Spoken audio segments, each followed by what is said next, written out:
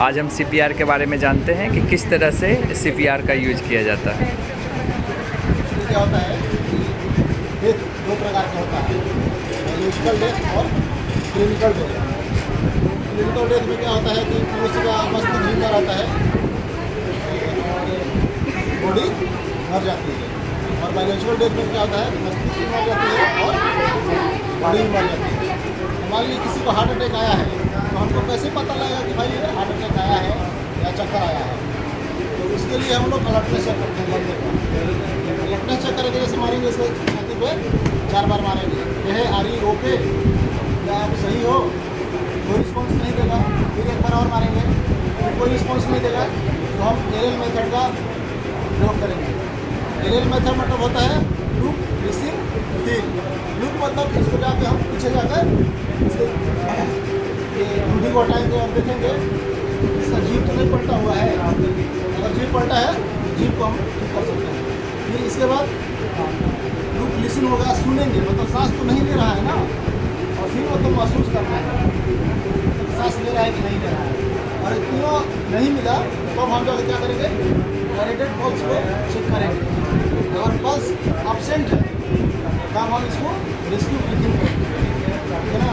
Rescue मतलब compress करेंगे, 30 बार compress करेंगे। कंप्रेस करने के लिए ये हमारा जो दोनों छाती के बीच में स्टर्नम होता है, स्टर्नम के बीच में टाइफाइड प्रोसेस होता है।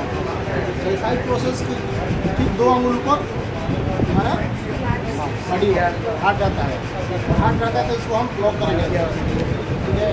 ब्लॉक करेंगे, ब्लॉक करके दोनों बाजू ब्लॉक करेंगे, 30 बार कंप्रेस करेंगे, कम से कम 5 से 6 मतलब स्पीडली, हाँ स्पीडली मतलब 1 1 2 2 ऐसे करके दबाएंगे 30 बार। इसके बाद ज़्यादा भी दबा सकते हैं, कितना भी दबाइए। छोटा बच्चा के लिए अलग है। फिर इसके बाद नॉट को दबाएंगे, पूरा सांस भरेंगे, सांस भरने के बाद उसे मुँह में डालेंगे सांस, ठीक है। ऐसा मतलब 3-4 बार करेंगे। अगर इसमें इसका आ गया 5% हो गया तो ठीक है, नहीं तो मैनेजमेंट में चला तो मैं उसको ट्राई करेंगे, 3 बार करेंगे। सर ये दोनों इक्विपमेंट का थोड़ा सा यूज बता दीजिए, इसके बारे में कुछ पता है क्या? थोड़ा सा इक्विपमेंट के बारे में। ये क्या करता है, जब कोई आदमी बेहोश हो गया, ठीक है, ये डिफिब्रिलेटर होता है, सुना होगा आप लोगों ने डिफिब्रिलेटर। ये क्या करता है, ये जब हम लगा देते हैं तो ये ऑटोमेटिक ये बताएगा कि इसको CPR की जरूरत है या नहीं। अगर इसको CPR की जरूरत नहीं है तो ये ऑटोमेटिक स्टॉप एक वाइब्रेट करता है, जिससे क्या ना हार्ट के अंदर करंट होता है वो दोबारा रिड्यूस होता है, दोबारा से शुरू होता है।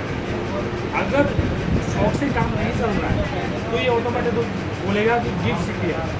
ये तो डमी है, अभी तो कुछ नहीं बोलेगा, लेकिन ये बोलेगा गिव CPR। फिर आप CPR देंगे। जब हम CPR देंगे तब ये बताएगा कि जो CPR दे रहे हैं वो कितना इफेक्टिव है या नहीं। जो प्रेशर है जो हम 5 से 6 सेंटीमीटर दबाते हैं हार्ट के चेस्ट को, वो दब रहा है या नहीं दब रहा है, ये बता छोड़ा। हाँ, जैसे 1 इस तरह से मतलब उसका जो हार्ट पे प्रेशर बढ़ना चाहिए, कंप्रेशर बढ़ना चाहिए, वो पड़ रहा है या नहीं पड़ रहा है, वो ये बताएगा। अगर ये नहीं होगा तब भी CPR दिया जा सकता है, लेकिन वो कितना प्रभावी है नहीं है उसका आइडिया नहीं लगाया जा सकता है। होता क्या है अमूमन, जब ये तो CPR एक इमरजेंसी प्रोसीजर है, जब कोई अचानक बेहोश हो गया, इन सब चीज़ों को पता नहीं कहाँ कौन बेहोश होगा, तो ये कोई लेके नहीं चलता, ये एम्बुलेंस में रहता है खासकर। तो अब वहाँ पे क्या करेंगे, आपको अचानक CPR देना है, अगर 5 मिनट के अंदर आप CPR नहीं देंगे तो उसकी जान भी जा सकती है। अगर आप इसके लाने के चक्कर में रहे तो उसको तो क्या हम नॉर्मली मैनुअल CPR देते हैं। मैनुअल CPR देते हैं, उसके लिए सबसे अच्छी तकनीक ये है कि उसको जमीन को गिराया जाए, उसके कपड़े खोल दिए जाए जब महिला नहीं है, और चारों तरफ से हवा आने दी जाए। और ये हमारा जो होता है यहाँ पे जायफल प्रोसेस जो है हड्डी खत्म होती है, ये दोनों हड्डी होती है, वहाँ से 2 अंगुल ऊपर लेफ्ट साइड में ये राइट है, हाँ यहाँ पे हमें ये ऐसे रखना है, ठीक है। ऐसे रखना है, उसके ऊपर ये माउंट करना है। हमारा हाथ बिल्कुल स्ट्रेट रहेगा, ठीक है। हम उसको पूरा पूरा माउंट हो जाएंगे, ठीक है, माउंट हो जाएंगे। बस शुरू करें 1 इस हिसाब से 30 कंप्रेशन देंगे, 30 कंप्रेशन दिए। तुरंत क्या करेंगे, इसकी नाक पंच करके यहाँ रुमाल डाल के मुंह में हवा देकर उसको वेंटिलेशन बोलते हैं। फिर इसको सब सा देना हो, हाँ, हवा तो सब सा देना हो, जोर से कितना बात से जब भी किसी का हार्ट चलता है तो कॉम्बिनेशन से चलता है, एक तो ब्लड, दूसरा ऑक्सीजन। अगर ब्लड होगा ऑक्सीजन नहीं होगा तो हार्ट नहीं चलेगा, अगर ऑक्सीजन होगा ब्लड नहीं होगा तो हार्ट नहीं चलेगा। तो ये जो कॉम्बिनेशन है ना, कंप्रेशन और वेंटिलेशन, हम इसको वेंटिलेशन बोलते हैं, इसको कंप्रेशन बोलते हैं। इसका साइकिल होता है 30 अनुपात 30 अनुपात, ये कंटिन्यू 5 साइकिल होता है। 5 साइकिल आप देंगे, अगर आपने मान के चलिए 1 बिना ऑक्सीजन कर लिया तो गारंटी है 1 साइकिल में ही ठीक नहीं, उसकी हार्ट बीट आ जाएगी। हार्ट बीट आ जाएगी तो आप थोड़ा सा उसको रिलैक्स करेंगे, थोड़ा मेडिसिन दे देंगे तो वो बच जाता है। लेकिन आप जितना लेट करेंगे, आप 5 मिनट से जितना लेट कर दिए उतना उसका बड़ी चांस कम हो जाएगा, है ना। अगर आपने कोई आदमी गिर गया तो हमारा फर्ज है सब चेक किया, हार्ट के नज़दीक एक कैरेबल पल्स है, आप यहाँ पे हाथ बढ़ाएंगे तो आपको फील होगा कि कैरेबल पल्स है यहाँ पे, ठीक है। ये अगर बंद है तो आपको उसको क्या करने की जरूरत नहीं है, आपको तुरंत क्या करना है, एम्बुलेंस को फ़ोन कर देना है, 108 पर फ़ोन कर देना है, 112 पर फ़ोन कर देना है और अपना लोकेशन बता देना है, ऐसे ऐसे आदमी गिर गया है और मैं इसको CPR दे रहा हूँ, पहुँचिए। और आपको क्या करना है, कपड़े रिलीज करके हार्ड जगह पे यहाँ पर चिपने वाली चीज़ ना हो, वहाँ पर करके और कंटिन्यू CPR देना शुरू कर देना। CPR में 30 ये और 2 ये आप याद रखिएगे, आप किसी की जान बचाते तो बुकिंग होगा, गारंटी देता हूँ। आप जितना कोई एक्शन करेंगे, हमने बहुत लोगों की काम अपने जीवन में।